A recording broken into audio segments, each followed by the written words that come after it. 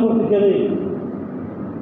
دغه ستوري ما په څو زره وار لیدلی دی. چې نبی علیه السلام ته فرمایي، نبی علیه السلام ته فرمایي چې هغه ستوري زید، هغه نور زید. نو حضرت جابر رضی الله تعالی عنہ ته فرمایي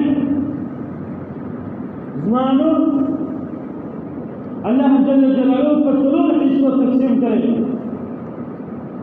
په څلور حصو تقسیمولو بعد بیا الله جل جلاله دا اول نور څخه دا زه چې کوم نور د هغه نور څخه اول نور قسم نور څخه د خپل عرش باندې جوړ کړی.